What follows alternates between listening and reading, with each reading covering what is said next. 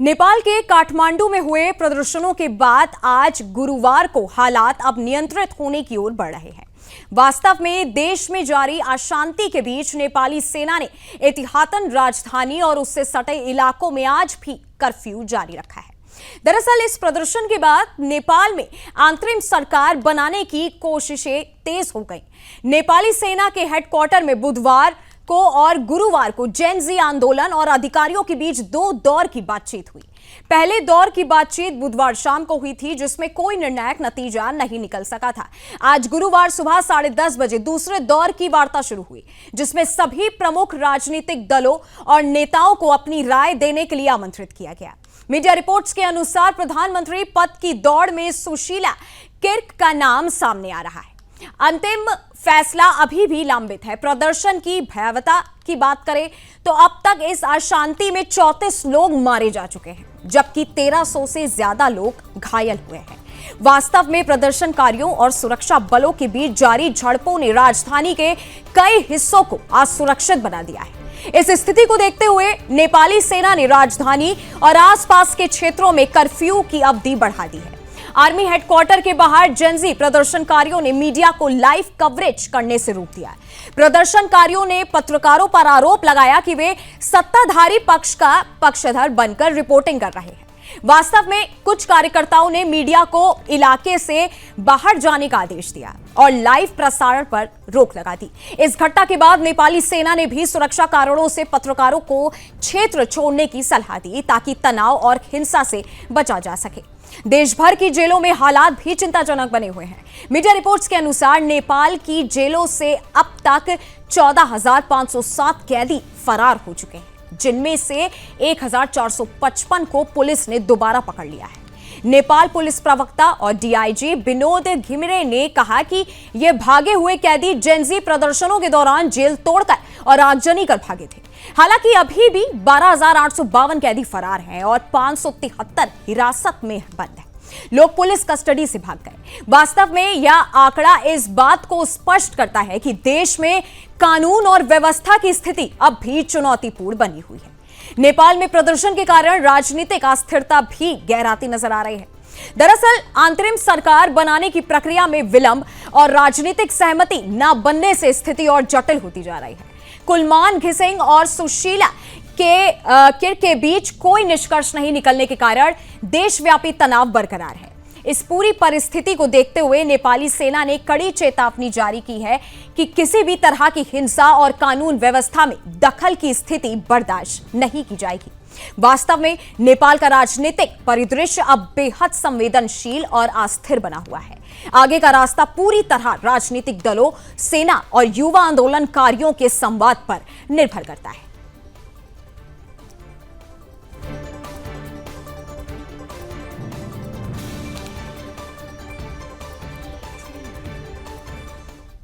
America की राजनीति में तहलका मचाने वाले कंजर्वेटिव एक्टिविस्ट और रिपब्लिकन पार्टी के करीबी चार्ली कर्क की हत्या ने पूरे अमेरिका को हिलाकर रख दिया है।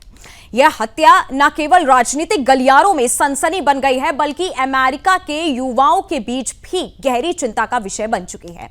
दरअसल चार्ली, जो राष्ट्रपति डोनाल्ड ट्रंप के सबसे करीबी मित्र माने जाते थे, उन्हें बुधवार दोपहर लगभग 12 बजे यूटा यूनिवर्सिटी के परिसर में के एक पोडियम से छात्रों को संबोधित करते समय गोली मारी गई। गोली सीधे उनके गले पर लगी और इसके तुरंत बाद किर्क की मौत हो गई। यह घटना अमेरिकी राजनीति के लिए एक काला दिन साबित हो रही है, क्योंकि Charlie Kirk the American comeback tour के तहत युवाओं को ट्रंप समर्थित कंजर्वेटिव विचारधारा से अवगत करा रहे थे। वास्तव में इस हमले के समय किर्क के भाषण को भारतीय छात्र समीर मैसी ने अपने आईफोन में रिकॉर्ड किया था। समीर ने फेसबुक पर वीडियो शेयर करते हुए लिखा कि उन्होंने चार्ली को गोली लगते देखा, उनका खून टेबल पर गिरता देखा और छात्र भयभीत होकर भागते दिखे। उन्होंने बताया कि यह सब बहुत डरावना था। राष्ट्रपति डोनाल्ड ट्रंप ने इस घटना पर गहरा दुख प्रकट करते हुए इसे अमेरिका के लिए ब्लैक डे करार दिया है। उन्होंने चार्ली किर्क को सच्चा देशभक्त बताया, ऐसे व्यक्ति जिन्होंने लाखों लोगों को प्रेरित किया और देशभक्ति की मिसाल कायम की। ट्रंप ने रेडिकल लेफ्ट की बयानबाजी को जिम्मेदार ठहराया, उनका कहना था कि वर्षों से रेडिकल लेफ्ट ने किर्क जैसे महान अमेरिकियों की तुलना नाजियों और सबसे भयानक अपराधियों से की। ट्रंप ने कहा कि यह बयानबाजी आज आतंकवाद का कारण बन रही है और इसे तुरंत रोका जाना चाहिए। राष्ट्रपति ट्रंप ने किर्क के सम्मान में राष्ट्रपति ध्वज को रविवार शाम 6 बजे तक के लिए आधा झुकाने का भी आदेश दिया है।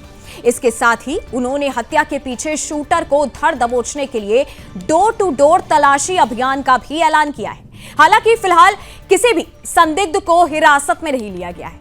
एक व्यक्ति को जरूर पुलिस ने गिरफ्तार किया था, लेकिन पूछताछ के बाद उसे छोड़ दिया गया। अब बात करते हैं चार्ली किर्क कौन थे। दरअसल Charlie Kirk Turning Point USA के एग्जीक्यूटिव डायरेक्टर थे। यह संगठन अमेरिकी कॉलेजों में कंजर्वेटिव विचारधारा का प्रचार करता है। किर्क 32 वर्षीय एक हाई प्रोफाइल कंजर्वेटिव एक्टिविस्ट और मीडिया पर्सनालिटी थे। उनकी पुस्तक द मागा डायरेक्ट्रीन में ट्रंप के मेक अमेरिका ग्रेट अगेन अभियान का उल्लेख था। वह रिपब्लिकन पार्टी के कट्टर समर्थक माने जाते थे। 2024 के राष्ट्रपति चुनाव में ट्रंप को युवाओं का समर्थन दिलाने में उनकी अहम भूमिका रही। वास्तव में चार्ली के विवादित बयानों ने हमेशा उन्हें लाइमलाइट में रखा है। उन्होंने नस्लवाद, गर्भपात, रंगभेद, आप्रवासन, LGBTQ+ अधिकार, कोविड-19, वैक्सीन और सिविल राइट्स एक्ट पर अपने धुर दक्षिणपंथी विचार प्रस्तुत किए। मार्च 2024 में किर्क ने इंस्टाग्राम पर लिखा था कि ग्रेट रिप्लेसमेंट कोई थ्योरी नहीं बल्कि सच्चाई है। उन्होंने दावा किया था कि श्वेत आबादी को जानबूझकर अश्वेत आप्रवासियों से बदला जा रहा है। यह पोस्ट विवादित साबित हुआ और उन पर नस्लवादी होने का आरोप भी लगे। उसके अतिरिक्त उन्होंने 1964 के सिविल राइट्स एक्ट की आलोचना की थी। इसके अतिरिक्त सरकारी हस्तक्षेप बताया था। मार्टिन लूथर किंग जूनियर पर सवाल उठाते हुए उन्हें संहिता विरोधी कहा था। उन्होंने अपने पॉडकास्ट पर ऐसे मेहमान को भी बुलाया था जिसने गुलामी को सभ्यता का हिस्सा बताया। किर्क ने महिलाओं के अधिकारों पर भी विवादित टिप्पणी की थी। उनका कहना था कि बर्थ कंट्रोल महिलाओं को गुस्सैल बनाता है, इसलिए इसकी इजाजत नहीं दी जानी चाहिए। यह पूरी घटना अमेरिका में विचारधारा के टकराव की ज्वलंत तस्वीर प्रस्तुत करती है। क्या अमेरिका एक बार फिर राजनीतिक हिंसा और कट्टरता की भेंट चढ़ने जा रहा है? क्या देश के युवा सुरक्षित है या राजनीतिक विचारधारा का शिकार बन रहे हैं? इन सवालों के बीच अमेरिकी प्रशासन और पुलिस की जांच जारी है। वास्तव में चार्ली किर्क की हत्या न केवल एक व्यक्तिगत क्षति है, बल्कि यह अमेरिका के लोकतंत्र और विचारधारा की लड़ाई में एक दुखद मील का पत्थर बन चुकी है। अभी तक इस हत्याकांड के पीछे कौन है और उसकी साजिश किसने रची, इस पर पुलिस गहराई से जांच कर रही है। समय के साथ ही इन सभी सवालों का जवाब सामने आ पाएगा।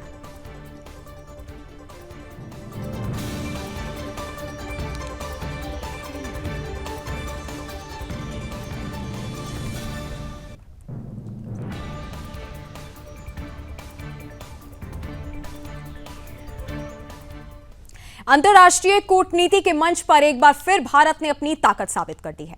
संयुक्त राष्ट्र मानवाधिकार परिषद के 60वें सत्र में कल बुधवार को भारत ने स्विट्जरलैंड और पाकिस्तान के विवादित बयानों का करारा और तगड़ा जवाब दिया है। दरअसल यह जवाब न केवल कूटनीतिक स्तर पर भारत की सशक्त छवि को दर्शाता है, बल्कि यह साफ भी करता है कि भारत अपने आंतरिक मामलों पर किसी भी बाहरी हस्तक्षेप को बर्दाश्त नहीं करेगा। UNHRC के इस सत्र में स्विट्जरलैंड ने भारत पर गंभीर आरोप लगाए। स्विस प्रतिनिधिमंडल ने अल्पसंख्यकों के अधिकारों की रक्षा और अभिव्यक्ति की आजादी सुनिश्चित करने का आग्रह करते हुए प्रभावी कदम उठाने की अपील की। इतना ही नहीं, UNHRC के उच्चायुक्त वोल्कर टुर्क ने भी दावा किया था कि भारत ने रोहिंग्या मुस्लिमों को जमीन पर पानी के रास्ते देश के निर्वासित किया। इन आरोपों पर भारत ने अपना जवाब सुनाते हुए पूरी दुनिया को चौंका दिया। भारत की स्थायी मिशन के काउंसलर क्षितिज त्यागी ने स्पष्ट कहा कि स्विट्जरलैंड की भूमिका केवल UNHRC को अध्यक्षता करने की है। इसलिए स्विट्जरलैंड के लिए जरूरी था कि वह परिषद का समय झूठे आरोप लगाने और भारत की सच्चाई से न्याय न करने वाले बयानबाजी को बर्बाद न करे। उन्होंने कहा कि स्विट्जरलैंड को भारत के आंतरिक मामलों में दखल देने का कोई अधिकार नहीं है। वास्तव में यह जवाब भारत के आत्मसम्मान और संप्रभुता का अडिग संकेत बन गया। भारत के इस सशक्त और न्यायसंगत जवाब में न केवल स्विस प्रतिनिधि मंडल बल्कि पाकिस्तानी विशेषज्ञों के भी होश उड़ा दिए गए। पाकिस्तानी एक्सपर्ट कमर चीमा ने माना कि भारत ने अब ऐसी बयानबाजी पर जवाब देना शुरू कर दिया है। उन्होंने स्पष्ट किया कि भारत अब झूठे आरोपों के सामने डटा रहेगा। भारत की विदेश नीति ने खुद को एक सशक्त राष्ट्र के तौर पर स्थापित किया है। कमर चीमा ने कहा कि स्विट्जरलैंड जिनोफोबिया, नस्लवाद, भेदभाव और विदेशी द्वेष को समर्थन देने वाला मुल्क बन चुका है। उन्होंने बताया कि भारत ने इस बहस में यह भी बताया कि हमारी सभ्यता बहुलवाद पर आधारित है और भारत में एक जीवान लोकतंत्र कार्य कर रहा है। उन्होंने यह भी कहा कि स्विट्जरलैंड हमारा दोस्त और व्यापारिक भागीदार है, फिर भी उसकी आलोचनाओं को बर्दाश्त नहीं किया जाएगा। वास्तव में पाकिस्तानी एक्सपर्ट ने चीन के दृष्टिकोण से भारत की तुलना करते हुए कहा कि भारत ने भी अब यही रुख अपना लिया है। जैसे चीन कहता है कि हमारे आंतरिक मामलों में आप हस्तक्षेप ना करें, वैसे ही भारत कह रहा है कि किसी को हमारे देश के मामलों पर टिप्पणी करने का अधिकार नहीं है। कमर चीमा ने यह भी कहा कि पश्चिमी देश भारत को अपने पूर्व तरीके से निर्देश नहीं दे सकते, क्योंकि अब भारत खुद अपने पावर सेंटर को मजबूती से स्थापित कर चुका है। पाकिस्तानी एक्सपर्ट के मुताबिक भारत ने स्विट्जरलैंड की आबादी, क्षेत्रफल और उसकी सीमित क्षमता को भी सामने रखा है। उन्होंने कहा कि स्विट्जरलैंड की आबादी मात्र 90 लाख है, जबकि दिल्ली की आबादी 3 करोड़ से अधिक है। स्विट्जरलैंड का क्षेत्रफल 41,000 स्क्वायर किलोमीटर जबकि दिल्ली का 33 लाख स्क्वायर किलोमीटर है। इन आंकड़ों से यह सिद्ध हो गया कि भारत का मुकाबला किसी भी छोटे देश से नहीं बल्कि वैश्विक परिप्रेक्ष्य में अपनी मजबूती के साथ खड़ा है। कमर चीमा ने यह भी कहा कि अब दुनिया भारत की ताकत को देख रही है। वह कह रहे हैं कि भारत को ना तो उपदेश चाहिए और ना ही वह किसी को उपदेश देगा। अब ऐसा वक्त नहीं रहा जब पश्चिमी देशों को यह अधिकार था कि वे हमें बताएं क्या करना है और क्या नहीं। वास्तव में नरेंद्र मोदी सरकार की यह विदेश नीति भारत को एक सशक्त वैश्विक खिलाड़ी के रूप में प्रस्तुत कर रही है। डॉक्टर एस जयशंकर के नेतृत्व में भारतीय कूटनीति ने इन झूठे और निराधार आरोपों का प्रभावी ढंग से जवाब दिया। अब यह साफ हो गया है कि भारत अपने आंतरिक मामलों में किसी भी बाहरी की दखल की परवाह नहीं करेगा। मध्य पूर्व की राजनीति में एक बार फिर से भूचाल आ गया है। इजरायल और हमास के बीच जारी तनाव ने अब एक नए और चौंकाने वाले मोड़ को छू लिया है। वास्तव में इजरायल के प्रधानमंत्री बेंजामिन नेतन्याहू ने कतर की राजधानी दोहा में हमास के नेताओं पर किए गए हालिया सैन्य हमले का न केवल बचाव किया बल्कि इसे अमेरिका के 9/11 हमले के बाद की कार्रवाई से भी जोड़कर वैध ठहराया है। दरअसल इजरायली सेना ने दोहा में एक संघ सैन्य अभियान चलाया। इस हमले में हमास का लीडर बाल बचा और 6 अन्य लोग मारे गए। इस हमले की जिम्मेदारी प्रधानमंत्री नेतन्याहू ने खुद ली थी। उन्होंने साफ शब्दों में कहा कि 7 अक्टूबर का हमला इजरायल का अपना 9/11 है। नेतन्याहू ने कतर पर गंभीर आरोप लगाते हुए कहा कि वह आतंकवादियों को पनाह देता है, उन्हें आलीशान विला और वित्तीय संसाधन उपलब्ध कराकर आतंकवाद को बढ़ावा देता है। प्रधानमंत्री नेतन्याहू ने कहा, मैं कतर और उन सभी देशों से स्पष्ट शब्दों में कहता हूं, या तो आप आतंकियों को बाहर निकालें या उन्हें न्याय के कटघरे में खड़ा करें, नहीं तो हम कार्रवाई करेंगे। उन्होंने यह भी याद दिलाया कि अमेरिका ने 9/11 के बाद अल कायदा के खिलाफ वैश्विक लड़ाई छेड़ी थी। ओसामा बिन लादेन को पाकिस्तान में मार गिराया गया था। नेतन्याहू ने कहा, इजरायल ने भी वही किया है जो अमेरिका ने आतंकवाद के खिलाफ किया था।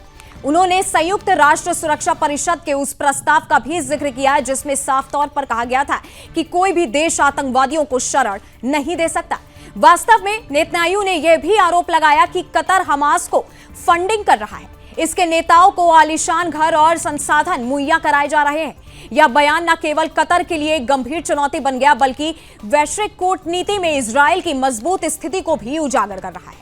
इस सैन्य कार्रवाई के तुरंत बाद कतर की प्रतिक्रिया भी सामने आई। कतर ने इस हमले को कायराना हमला और अंतर्राष्ट्रीय कानूनों का उल्लंघन करार दिया। कतर का कहना है कि इजरायली कार्रवाई ने उसके नागरिकों और निवासियों की सुरक्षा को गंभीर खतरे में डाल दिया है। दुनिया भर से आलोचनाओं की बौछार के बावजूद प्रधानमंत्री नेतन्याहू ने तीखा पलटवार किया। उन्होंने कहा, जब अमेरिका ने 9/11 के बाद आतंकवादियों पर कार्रवाई की थी तो दुनिया ने उसकी सराहना की थी, लेकिन आज वही दुनिया इजरायल की आलोचना कर रही है। इससे शर्म आनी चाहिए।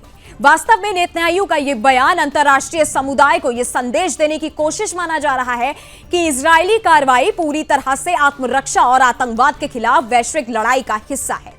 विशेषज्ञों का मानना है कि नेतन्याहू ने अमेरिका की मिसाल देकर अपने सैन्य अभियान को वैध ठहराने की रणनीति अपनाई है। इससे यह भी स्पष्ट होता है कि इजरायल ने अब कट्टरपंथियों और आतंकवादियों के खिलाफ सख्त रुख अपनाया है। प्रधानमंत्री के इस संदेश में यह बात भी दोहराई गई है कि इजरायल कोई भी देश हो जो आतंकवादियों को पनाह देता रहेगा, उसके खिलाफ निर्णायक कार्रवाई की जाएगी। वास्तव में यह कदम इजरायल की विदेश नीति को नए आयाम पर ले जाने की दिशा में पहला कदम माना जा रहा है। यह वैश्विक कूटनीति के मंच पर इजरायल का रौबदार संदेश भी बन चुका है। इजरायल ये साफ कर रहा है कि वह अब और किसी भी देश को अपने आंतरिक मामलों में घुसपैठ की अनुमति नहीं देगा। नेतन्याहू की यह सख्त नीति इस संघर्ष को और भी जटिल बना रही है। अब सवाल यही है कि क्या दुनिया इस इजरायली कदम को वैध मानते हुए आतंकवाद के खिलाफ एकजुट होगी या फिर वैश्विक स्तर पर और तीव्र विवादों का जन्म होगा? इसका जवाब समय के साथ सामने आएगा।